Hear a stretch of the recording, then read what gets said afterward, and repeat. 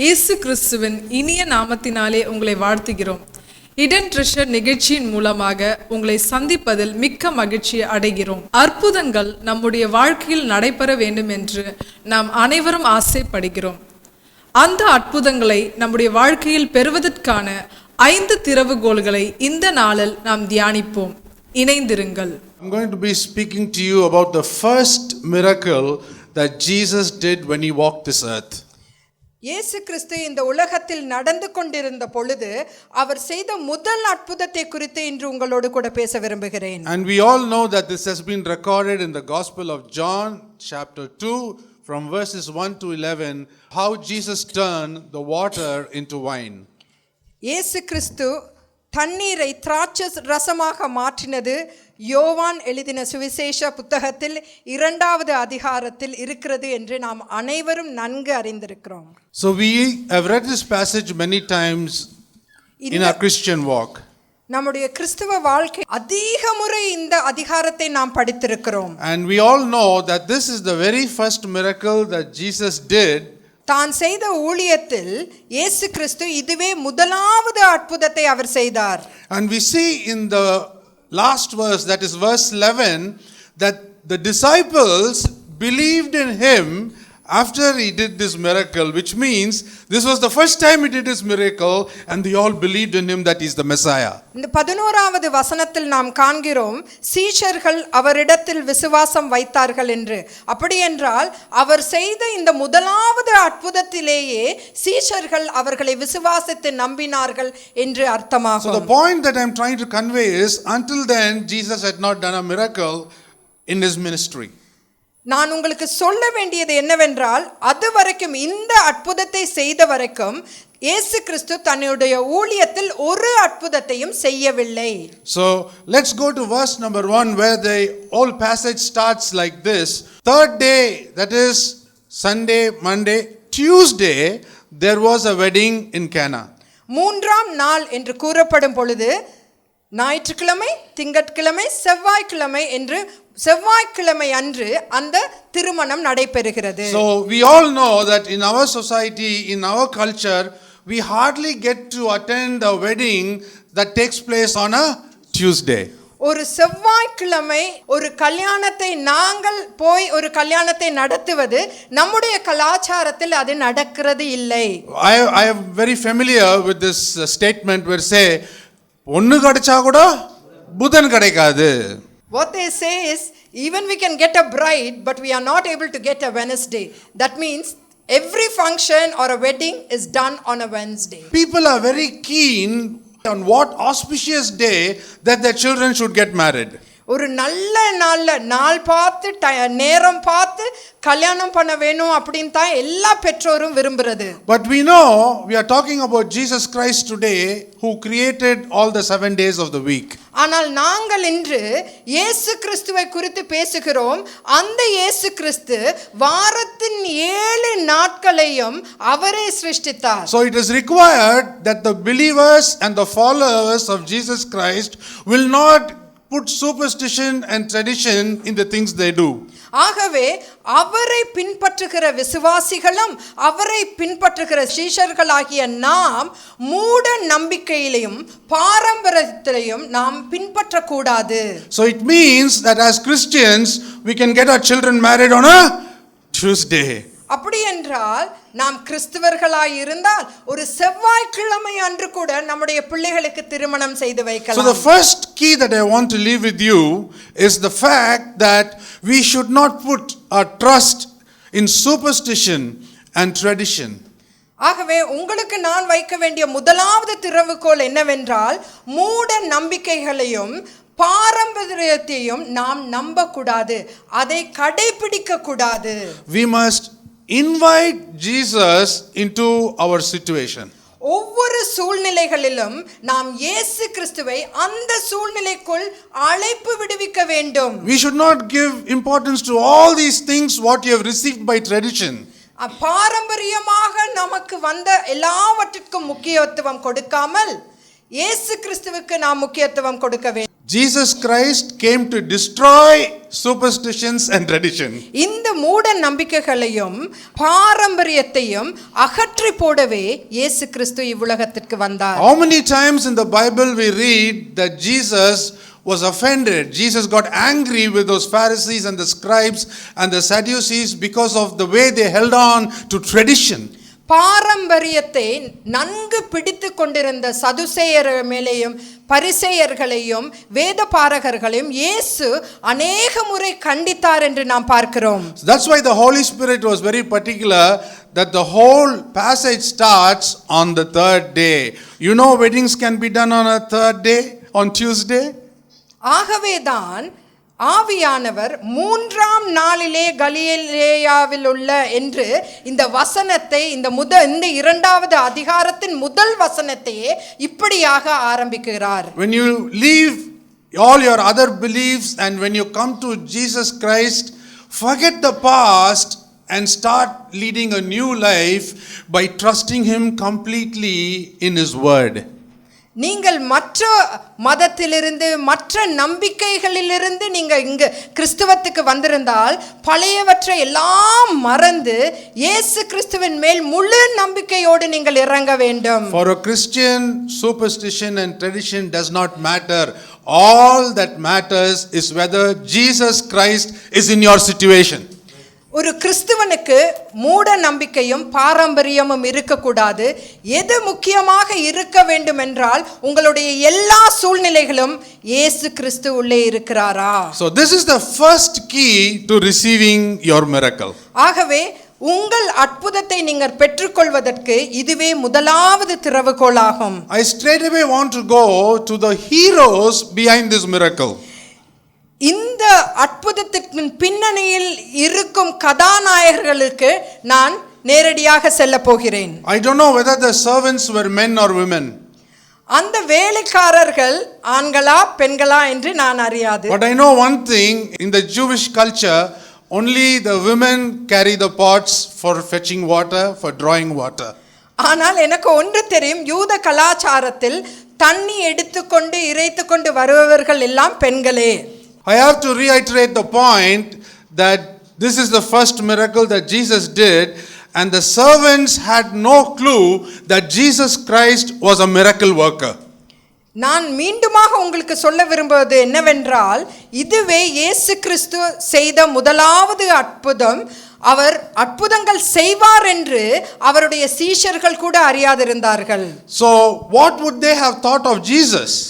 அப்பொழுது இவர் இதை செய்ய சொன்னவுடன் அவர்கள் இயேசு கிறிஸ்துவை பற்றி என்ன யோசித்திருப்பார்கள்? They only took the words of Mother Mary seriously and decided to obey Jesus Christ. இயேசு கிறிஸ்துவின் தாயாகிய மரியாள் சொன்ன அந்த வார்த்தையை அவர்கள் எடுத்துக்கொண்டு அதன்படி அவர்கள் கீழ்ப்படிந்தார்கள். The mother of Jesus Christ gives just one clue.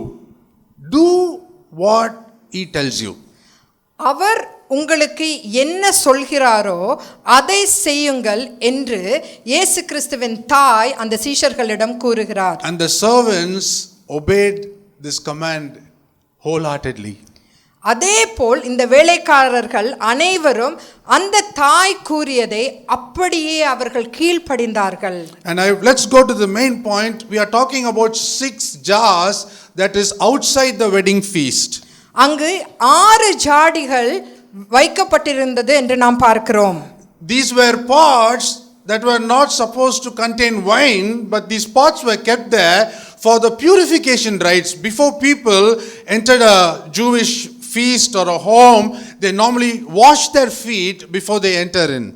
இந்த ஜாடிகளில் திராட்சரசம் பிடிப்பதற்காக வைக்கப்படவில்லை, மாறாக அவர்கள் சுத்திகரிப்பின் முறைப்படி அந்த ஜாடிகளில் எப்பொழுதும் தண்ணீர் நிரப்பி வைக்கப்பட்டிருந்தது. The servants came to know that the wine ran out. இந்த வேலைக்காரர்கள் அங்கு திராட்சரசம் முடிந்து விட்டது என்று அறிந்தார்கள். The servants knew very well that the pots outside were only used to fill water. அந்த ஜாடிகள் தண்ணீர் நிரப்புவதற்கே பயன்படுகின்றன என்று அவர்கள் அறிந்திருந்தார்கள். So they did not even think for a while, why is Jesus asking us to pour water into this pot when the wine utensils are all inside? ஆகவே அவர்கள் ஒரு நிமிடம் கூட ஏன் இயேசு கிறிஸ்து இந்த ஜாடிக்குள் தண்ணீர் நிரப்ப சொல்லுகிறார், திராட்சை ரச பாத்திரங்கள் எல்லாம் உள்ளேதான் இருக்கிறதே என்று அவர்கள் யோசிக்கவில்லை. They implicitly obeyed Jesus' words. ஆனால் உடனடியாக இயேசு கிறிஸ்து சொன்ன வார்த்தையின்படி அவர்கள் கீழ்ப்படிந்தார்கள். If you want a miracle in your life, you have to implicitly obey God's word. உங்களுடைய வாழ்க்கையில் நீங்கள் ஒரு அற்புதத்தை பெற வேண்டும் என்று நீங்கள் நினைத்தால் தேவன் கூறுகிற வார்த்தை ஒவ்வொன்றையும் உடனடியாக நீங்கள் கீழ்ப்படிய வேண்டும். I am reminded of Jairus, how he received his miracle as we speak about the wedding at Cana. இந்த வேளையிலும் கூட எனக்கு எவீரின் வாழ்க்கையை குறித்து எனக்கு ஞாபகம் வருகிறது. எப்படி இயேசு கிறிஸ்து கூறினவுடன் அவன் உடனே கீழ்ப்படிந்தான்.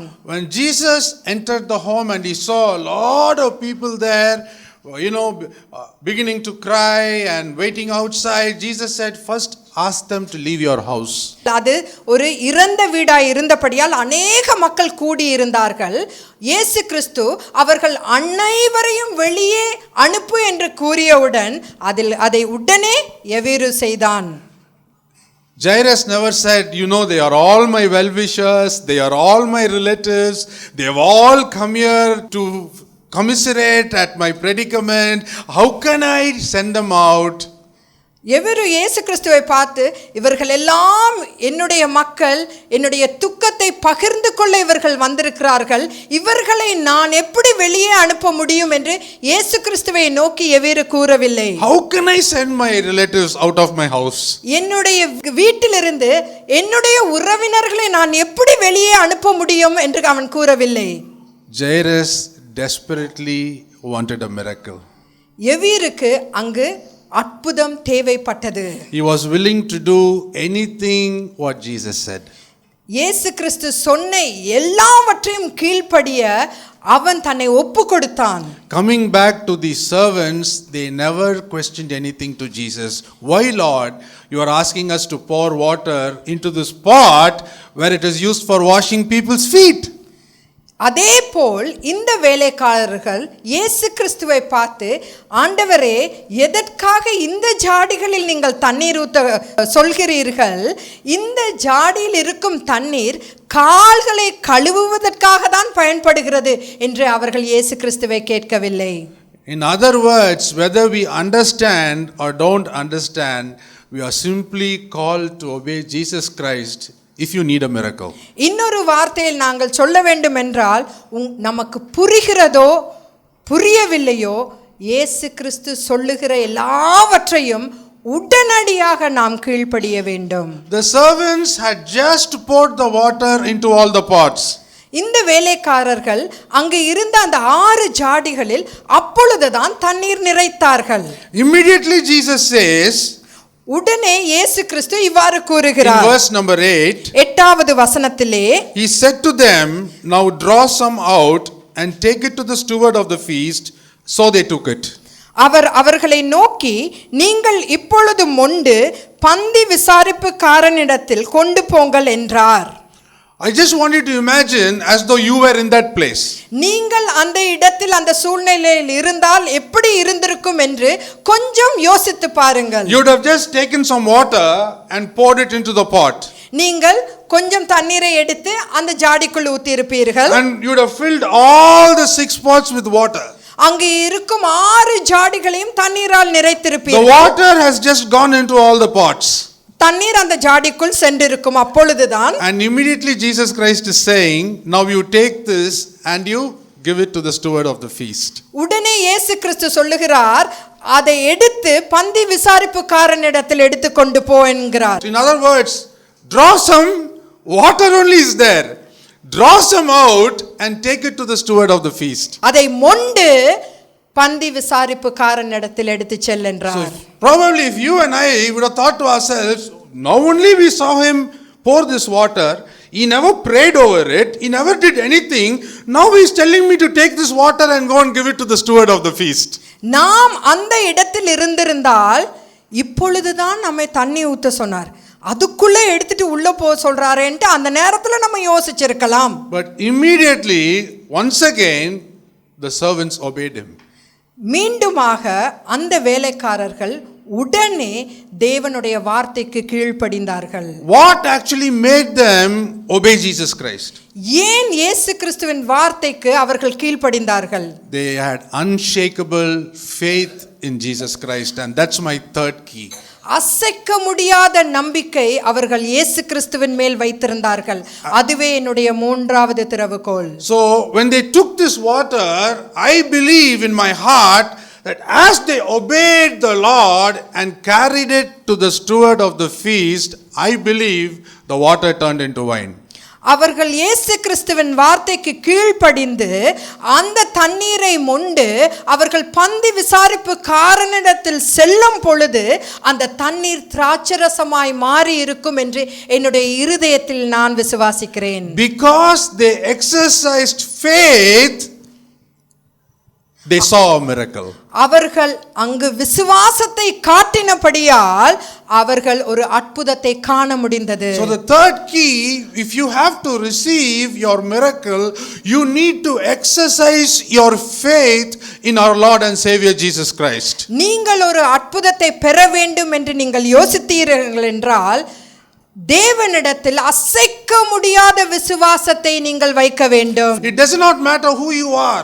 நீங்கள் யாராயினாலும் இருக்கலாம். It was not the married couple who was the reason behind this miracle. திருமணமான அந்த புது தம்பதிகள் அவர்கள் இந்த அற்புதத்திற்கு காரணம் அல்ல. It was not the steward of the feast, because he never even knew that Jesus had changed the water into the wine. பந்தி விசாரிப்பு காரணம் இந்த அற்புதத்திற்கு காரணம் அல்ல. ஏனெனில் இயேசு கிறிஸ்து இந்த அற்புதத்தை செய்தார் என்று அந்த பந்தி விசாரிப்புக்காரனுக்கு தெரியவில்லை. It was the faith of the servants that turned the water into wine. இந்த வேலைக்காரர்களின் விசுவாசமே இந்த தண்ணீரை திராட்சரசமாய் மாற்றியது. None of us can receive our miracles if we are not going to exercise our faith in Jesus Christ. இயேசு கிறிஸ்துவின் மேல் நம்முடைய விசுவாசத்தை நாம் காண்பிக்காவிட்டால் நாம் அற்புதத்தை பெற முடியாது.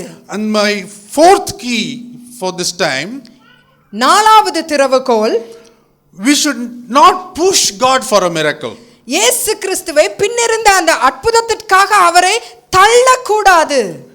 Jesus will do his miracle only in his time. அவருடைய காலத்திலே அவருடைய நேரத்திலே தான் இயேசு கிறிஸ்து அற்புதத்தை செய்வார். That is what even the mother of Jesus Christ was trying to do, but what did Jesus tell her? இயேசு கிறிஸ்துவின் தாயார் அதைத்தான் செய்தார். ஆனால் இயேசு கிறிஸ்து அவரிடம் என்ன கூறினார்? My hour has not come. என்னுடைய நேரம் வரவில்லை. In other words, I am waiting for my father's instructions.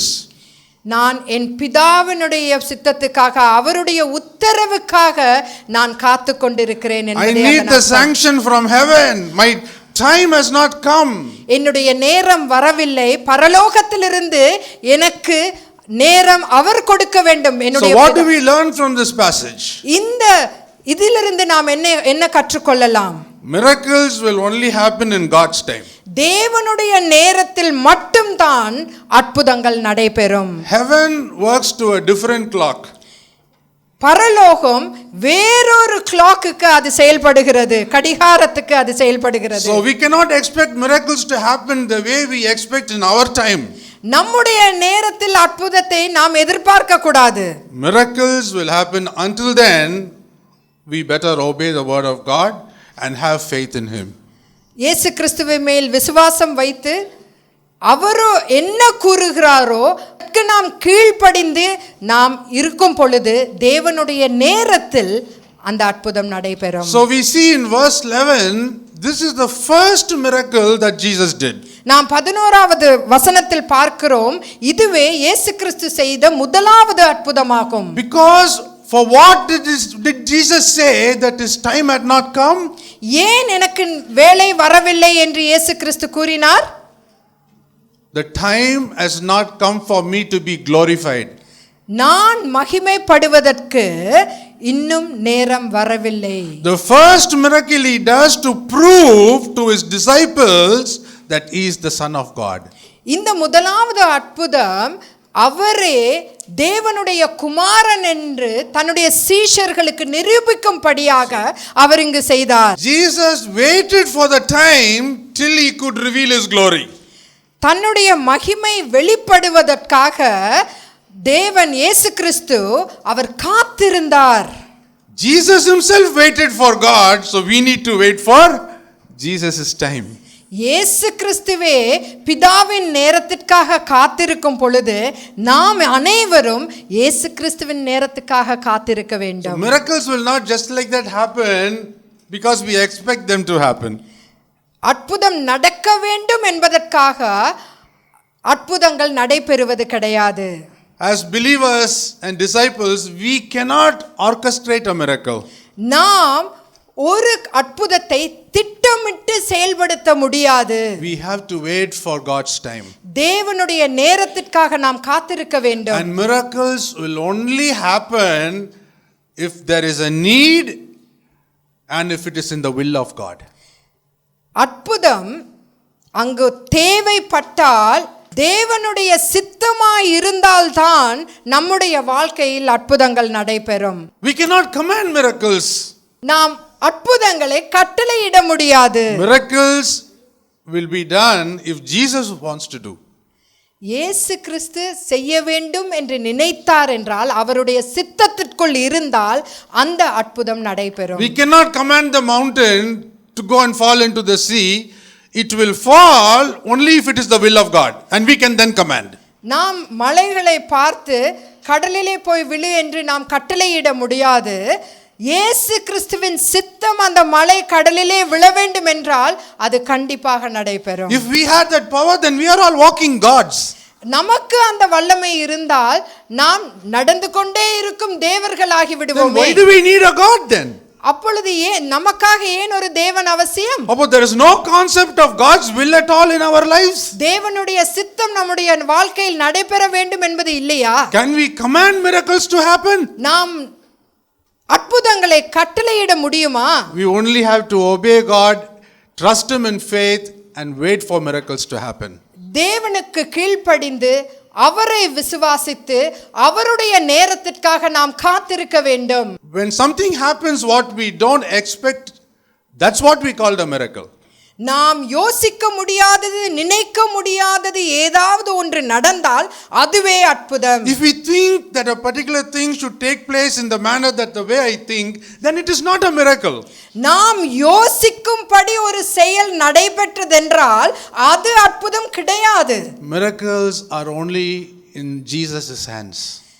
அற்புதங்கள் இயேசு கிறிஸ்துவின் கரத்திலே இருக்கிறது. Our obedience, our faith and our patience is what brings a miracle. நாம் கீழ்ப்படிந்து அவருடைய நேரத்திற்காக காத்திருந்து விசுவாசத்தில் காத்திருக்கும் பொழுதே அங்கு அற்புதங்கள் நடைபெறும். When Satan tested Jesus and asked him to change the stone to bread, did Jesus do that? சாத்தான் வந்து இயேசு கிறிஸ்துவை சோதித்து கற்களை அப்பமாக மாற்று என்று கூறின பொழுது இயேசு கிறிஸ்து அதை மாற்றினாரா? When he had 5 loaves and 2 fish, there he changed it to 5,000. 5 அப்பம் 2 மீனை வைத்து 5000 பேரை போஷித்தார். Because it was the Father's will. ஏனெனில் அது தேவனுடைய சித்தமாய் இருந்தது. He was not a stunt man, but he is the Son of God. அவர் சாகசம் செய்பவர் அல்ல, ஆனால் தேவனின் குமாரன். He did a miracle only when it was approved by the Father. தேவன் அவரிடத்தில் கட்டளையிட்டால் ஒழிய அவருடைய சித்தமாய் இருந்த பொழுதுதான் இயேசு கிறிஸ்து அற்புதத்தை நடப்பித்தார். Jesus never walked across the Sea of Galilee every day. ஒவ்வொரு நாளும் கலிலேயா கடலின் மேல் இயேசு கிறிஸ்து நடக்கவில்லை. He did not call a group of people and said, all of you watch, look, I will demonstrate what it is to walk on water. அநேக மக்களை வரவழைத்து அவர்களிடத்தில் நீ பார் நான் இந்த கடலின் மேல் நடக்கிறேன் என்று சொல்லி அங்கு அவர் ஒவ்வொரு நாளும் அந்த கலிலேயா கடலின் மேல் அவர் நடக்கவில்லை. When the disciples were in need, They were rowing against the wind and they were struggling, and Jesus walked on the water and came and got into the boat. காற்று இந்த சீஷர்களுக்கு எதிராக அடித்த பொழுது அவர்கள் படகை முடியாமல் ஓட்டிக்கொண்டிருந்த நேரத்தில் அப்பொழுதுதான் இயேசு கிறிஸ்து அந்த கடலில் நடந்து அவர்களிடத்தில் வந்தார். And even in this wedding, Jesus felt sorry for the newly married couple. He did not want to feel the shame of not having provided the visitors a good meal or a good drink. இந்த அற்புதத்திலும் இந்த கானாவூர் கல்யாண அற்புதத்திலும் இயேசு கிறிஸ்து இந்த புதுமண தம்பதிகள் மேல் அவர் கருணை காட்டினார். அவர்கள் வாழ்நாள் முழுவதும் ஐயோ எல்லாருக்கும் அந்த திராட்சரசம் கொடுக்க முடியவில்லையே என்ற ஒரு வெட்கத்தை சுமந்து செல்ல வேண்டாம் என்றே இயேசு கிறிஸ்து யோசித்தார். I have heard this many times as how many people talk about the host when they go to a wedding and when they find that the biryani runs out or if there is no mutton in the biryani. அநேக கல்யாணங்களில் நான் பார்த்திருக்கிறேன், பிரியாணியில் அங்க கறி இல்லாவிட்டாலும் அல்லது பிரியாணி குறைபட்டிருந்தாலும் அந்த கல்யாணத்தை நடத்துபவர்கள் மேல் என்னென்னலாம் பேசியிருக்கிறார்கள் என்று நான் கேட்டிருக்கிறேன். So it is the same culture there. அங்கும் இதே கலாச்சாரம் தான் இருந்தது. But Jesus made sure he attended to the need of this newly married couple. இந்த புதுமண தம்பதிகளின் தேவையை அந்த நேரத்தில் அவர் பூர்த்தி செய்தார். So these are the 5 important keys we need to have in mind for ourselves to receive a miracle from God. தேவனிடத்தில் ஒரு அற்புதம் நாம் பெற வேண்டும் என்றால் இந்த 5 முக்கியமான திறவுகோல்களை நாம் மனதில் வைத்துக் கொள்ள வேண்டும். I want to finish this message with a thought for the day. நான் ஒரு இன்றைய சிந்தனையை ஒன்று கொடுத்து இந்த பிரசங்கத்தை முடிக்க விரும்புகிறேன். As we close, I want you to think about the statement that I am going to make. நான் எதை கூறுகிறேனோ அதை நீங்கள் யோசிக்க வேண்டும் என்று நான் விரும்புகிறேன். Miracle wine is always tastier than normal wine. சாதாரண திராட்சை ரசத்தை காட்டிலும் அற்புதத்தின் திராட்சை ரசமும் மிகவும் இனிமையாக இருக்கும். When you and I receive miracles in life, நீங்களும் நானும் நம்முடைய வாழ்க்கையில் அற்புதத்தை பெறும் பொழுது we will draw people to us.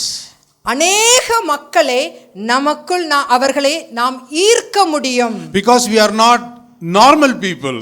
ஏனெனில் நாம் சாதாரண மக்கள் அல்ல. We have received great miracles from God and people who will want to come and draw out from us. நாம் தேவனிடத்தில் அற்புதத்தை பெற்றிருக்கிறோம். ஆகவே அந்த அற்புதத்தை அவர்களும் பெற அவர்கள் நம்மிடத்தில் வருவார்கள். Let the world get to know that we are miracles walking for Jesus Christ. ஆகவே இந்த உலகம் நம்மை பார்த்து அற்புதங்கள் நடக்கின்றன என்று நம்மை பார்த்து கூறட்டும். When you have obedience, faith and patience, miracles will happen in your life. நீங்கள் தேவனுக்கு கீழ்ப்படிந்து அவர் மேல் விசுவாசம் வைத்து காத்திருக்கும் பொழுது உங்களுடைய வாழ்க்கையிலும் அற்புதங்கள் நடைபெறும். God bless you. தேவன் உங்களை ஆசீர்வதிக்கட்டும். Miracle happens in God's time. அற்புதங்கள் தேவனுடைய நேரத்தில் தான் நடைபெறும். அதுவும் அவருடைய சித்தம் இருந்தால்தான் நடைபெறும். தேவனுக்காக நாம் காத்திருந்து அவர் சித்தத்திற்கு ஒப்பு கொடுத்து விசுவாசத்தில் நிலைத்திருந்து அவருடைய வார்த்தைக்கு நாம் கீழ்ப்படியும் பொழுது தேவனுடைய அற்புதங்களை நாம் பெற முடியும். God bless you.